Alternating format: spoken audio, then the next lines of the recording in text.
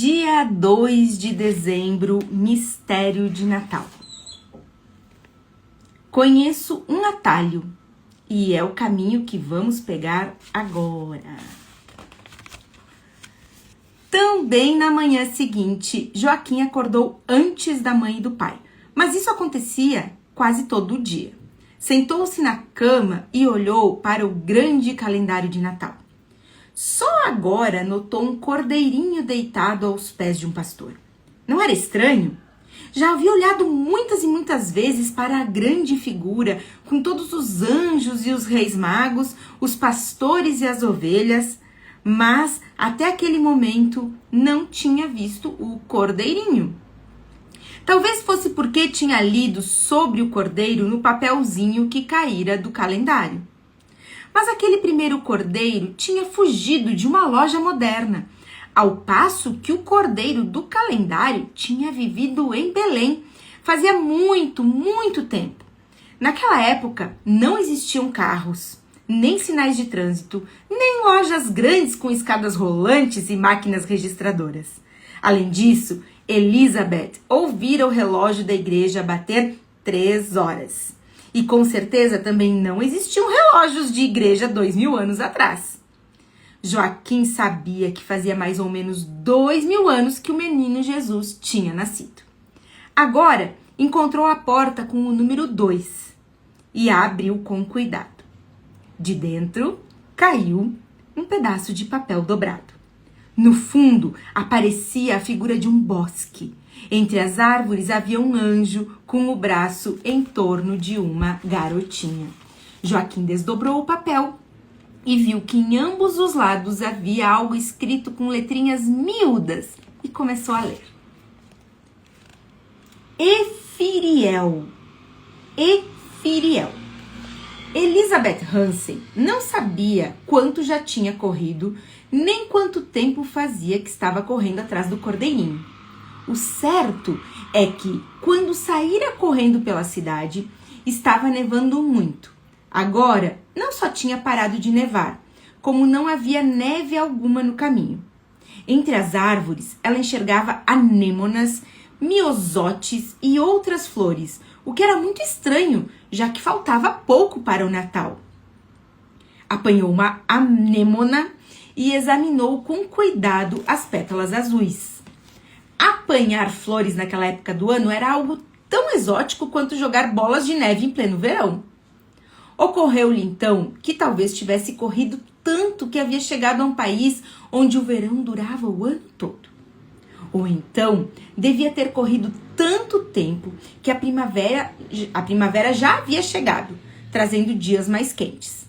Nesse caso, talvez ainda estivesse na Noruega. Mas, se era assim, o que teria acontecido com o Natal? Enquanto estava ali pensando, ouviu ao longe o tilintar de um sininho. Elizabeth saiu correndo outra vez e logo viu de novo o cordeirinho. Ele encontrara uma pequena encosta coberta de relva e comia gulosamente. Isso não era de surpreender, pois a criaturinha devia estar com muita fome.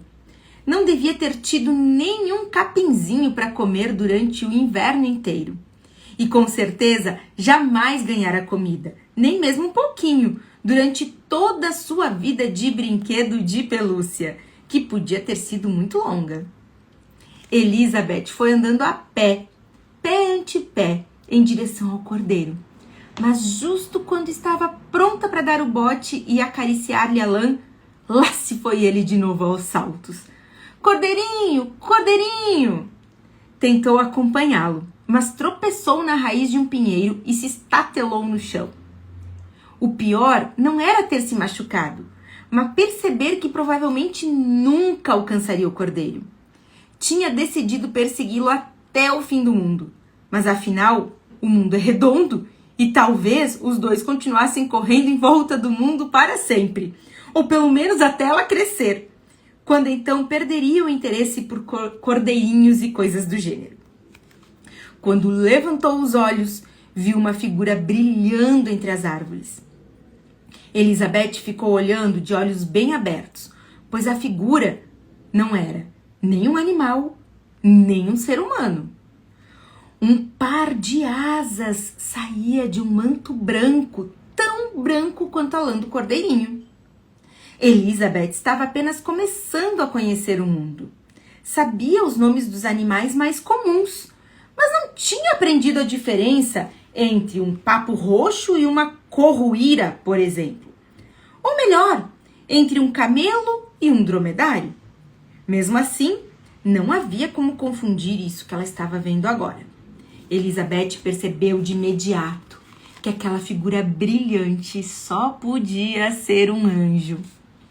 Já tinha visto anjos nos livros, mas era a primeira vez que via uma criatura dessas na vida real. Não tema, disse o anjo numa voz suave. Elizabeth se levantou do chão. Não pense que estou com medo de você, disse ela, um pouco emburrada porque tinha caído e se machucado. O anjo se aproximou. Era como se ele pairasse logo acima do chão. Elizabeth se lembrou de sua prima Ana, que sabia dançar na ponta dos pés. O anjo se ajoelhou e uma ponta de sua asa acariciou a nuca de Elizabeth com suavidade. Eu disse, não tema só por segurança, explicou ele. Nós não aparecemos com muita frequência para os seres humanos. Por isso, é melhor fazer isso com cuidado. Em geral, as pessoas ficam com muito medo quando recebem a visita de um anjo. De repente, Elizabeth começou a chorar. Não porque tivesse medo de anjos, nem porque tinha se machucado. Nem ela mesma entendeu por que estava chorando, até ouvir sua própria voz dizer soluçando. Eu queria pôr a mão no cordeirinho. O anjo fez um gesto gracioso com a cabeça, concordando com ela. Tenho certeza de que Deus não teria criado os cordeiros com uma lãzinha tão macia se não tivesse a esperança de que alguém iria querer acariciá-los. Mas ele corre muito mais rápido do que eu, disse Elizabeth, ainda soluçando. E tem o dobro de pernas. Não é injusto? Não entendo como é que um cordeirinho pode estar com tanta pressa. O anjo a ajudou a levantar e disse num tom de confidência. Ele está indo para Belém. Elizabeth havia parado de chorar. Belém? Sim, para Belém. Para Belém. É onde Jesus nasceu. Elizabeth ficou muito surpresa com isso. Tentando esconder seu espanto, começou a limpar a poeira e a grama da calça. Também havia umas boas manchas no casaco vermelho. Então, eu também quero ir para Belém, falou.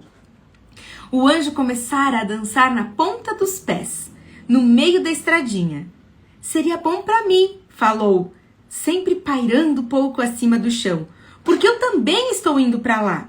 Assim nós podemos fazer companhia um para o outro, nós três. Elizabeth havia aprendido que não devia ir a lugar nenhum com pessoas que não conhecia. Com certeza isso valia também para anjos e duendes. Levantou o olhar para o anjo e perguntou: Como você se chama? Pensara consigo que o anjo devia ser homem, mas não tinha certeza. O anjo fez uma reverência, como num balé, e respondeu: Eu me chamo Efiriel. Parece nome de borboleta. Você disse Firiel? Sim, Efiriel. Só isso. Os anjos não têm mãe nem pai. Por isso não tem nome de família. Elizabeth ainda deu uma última fungadinha. Depois disse: Acho que não temos mais tempo para ficar conversando, já que estamos indo para Belém. Não fica longe? Sim, fica muito longe. E também fica muito tempo atrás. Mas eu conheço um atalho. E é o caminho que vamos pegar agora. Dito isso, puseram-se a correr. Primeiro o cordeirinho, depois Elizabeth e atrás deles o anjo Efiriel seguia dançando. Já em disparada, Elizabeth lamentou não ter perguntado ao anjo por que agora, de repente, era verão. Mas o cordeiro, vendo isso, bem à sua frente na estrada, não quis parar. Cordeirinho, cordeirinho. Agora vamos para o que o Joaquim achou dessa história toda, não é? Rápido, Joaquim escondeu o pedaço de papel na sua caixinha secreta. Fora João, o vendedor de flores, quem deixara aquele velho calendário com o dono da livraria. Será que ele também sabia sobre aqueles papeizinhos? Ou será que Joaquim era a única pessoa no mundo que conhecia esse segredo? Afinal, ele era a única pessoa que tinha aberto o calendário. Um outro pensamento lhe ocorreu. Elizabeth. Não era assim que se chamava a mulher cujo retrato João colocara na vitrine da livraria? Era sim, com certeza. E será que era a mesma Elizabeth sobre quem estava lendo no calendário mágico? Verdade que esta ainda era criança, mas o calendário era tão velho que ela já devia ter tido tempo de sobra para crescer desde aquela época. Naquela manhã, sua mãe e seu pai vieram outra vez para ver a nova figura no calendário. Um anjo! A mãe sussurrou solenemente. Ele está consolando Elizabeth, explicou Joaquim. Ela estava correndo tão rápido atrás do cordeirinho que caiu e se machucou. A mãe deu uma piscada para o pai, que sorriu atrapalhado. Deviam estar achando que Joaquim era ótimo para inventar histórias. Não sabiam que ele não estava inventando absolutamente nada. Naquele dia, as aulas de Joaquim começavam cedo e não havia tempo mais para conversar sobre o calendário. Mas no caminho para a escola não conseguiu pensar em mais nada. Quando voltou para casa, abriu a porta sozinho. Quase todos os dias chegava um pouco mais cedo que a mãe. Joaquim correu até o seu quarto, olhou para o calendário mágico. Continuava no mesmo lugar. Durante o dia, chegara a pensar que tudo aquilo talvez não passasse de um sonho, pois vivia sonhando com as coisas mais estranhas. Estava ansioso para saber que figura encontraria atrás da porta número 3. Será que devia abrir a terceira porta? Bastava depois fechá-la outra vez e fingir que não tinha feito nada. Mas isso seria enganar. Não se deve enganar jogando cartas, mas seria pior ainda enganar o Natal. Era como espiar os presentes que só deviam ser abertos na véspera do Natal. Era quase como roubar dele mesmo. Logo, a mãe chegou do trabalho e começou a descascar batatas e cenouras. Depois chegou o pai, reclamando que tinha perdido sua carta de motorista. Não entendo, não está no carro, não está no escritório, nem no bolso do meu casaco. Mas que cabeça de vento, disse Joaquim. Era isso que o pai sempre lhe dizia quando ele não conseguia encontrar seu estojo de lápis ou esquecia de guardar os brinquedos. Aquela noite, pela primeira vez na vida, Joaquim pediu para dormir cedo. Está se sentindo mal, querido? Perguntou a mãe. Não.